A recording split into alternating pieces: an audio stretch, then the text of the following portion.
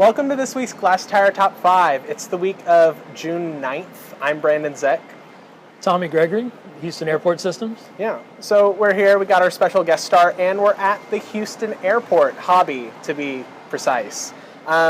So what do you do here, Tommy? I'm the Public Art Program Curator for the Houston Airport System.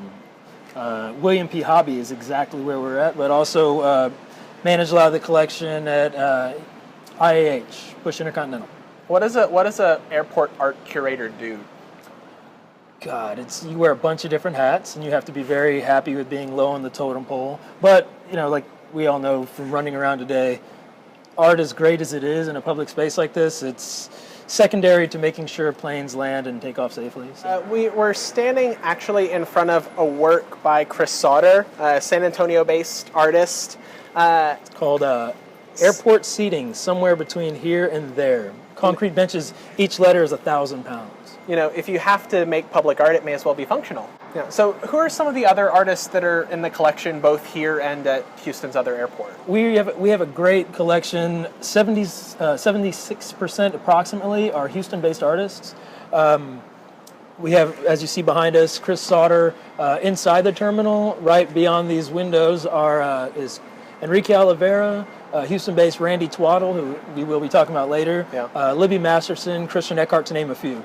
Yeah, I was happy to take Brandon around. We saw not only the new works, also some of the existing pieces. Jonathan Leach is in the collection, the art guys. If you go to the airport anytime soon in Houston, take an extra couple minutes before your flight and look around and see some art. So starting off today's top 5 with number 5. Well, we have number 5 is the Williams Tower, curated by Sally Sprout, if I'm not mistaken, and it's featuring prints from Print Matters and Burning Bones Press. Carlos Hernandez, Patrick Masterson, Giuseppe Padilla, Kathy Kaiser, a great group of people I'm sure will be there. Mm-hmm. That opened yesterday. Yeah, opened yesterday. It'll be up for a little while. Go see it. Sally does such a good job with Williams Tower always. So number 4 is Randy Twaddle at Moody Gallery with a show called Shama Lama Dong. Randy Twaddle, the show's up through the beginning of July. He's actually in the airport collection here. You'll have a few pieces by him. That's right. This show is a real kind of new body of work for him, right? Like, it's using the coffee stains that he's used a little while before, but he's introducing like blue ink and dots. And he has continued the tradition that he's done making rugs. There's a beautiful, I think the best piece in the show installation? Yeah. There's Topo Chico boxes. Mm-hmm. He created this hutch that like his mother owned that he grew up with, and he recreated it out of Topo Chico boxes, and I mean a hutch made of Topo Chico cardboard. Like it's kind of just awesome aesthetically. But they should pay him, I'm telling you. Number 3, Women in Their Work. Mm-hmm. Ann Johnson. Yeah. The title is Converse Real Talk. So.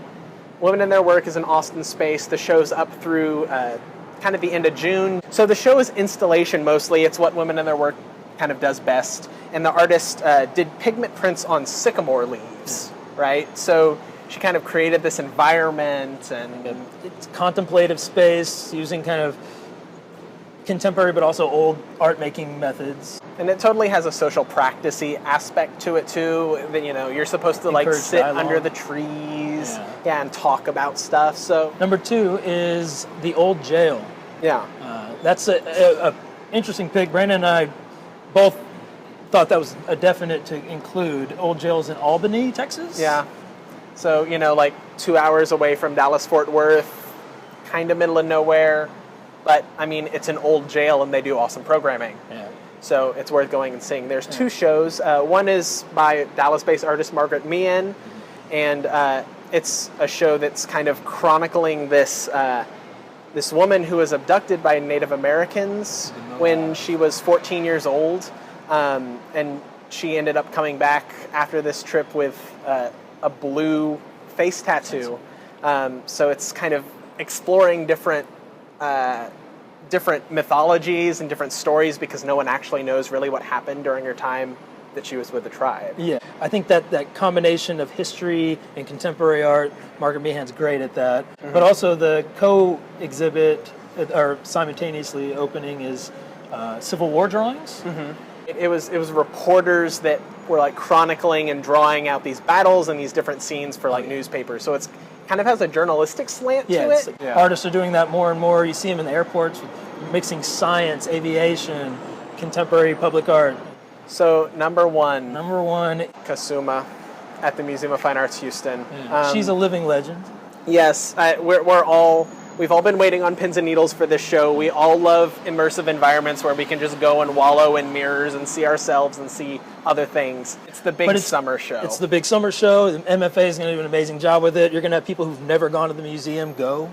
You're going to be able to buy fast passes to skip the line if you want, so it's almost kind of like Six Flags all over again. TSA pre-check. Yeah. For art.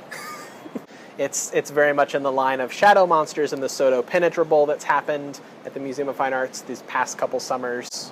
And I'm hoping to take our airport senior staff and aviation people to see a show like this, because this is kind of the direction I think public art should even go, transforming a space and doing something that is for everybody. So I think that it'd be great for not only artists and art lovers, but just people who are, I think city council members, airport officials, truck drivers, everybody should go see this show. Go see some art. Go see some art. We also ran over to the 1940s Terminal Air Museum. Yeah, this really funky 1940s Art Deco building that, I had no clue was even over on this side of town. It's completely tucked behind the airport. There's no reason you'd ever go. True. But that's the reason to go. It's a treasure in Houston. Hopefully we'll start paying some real attention to it.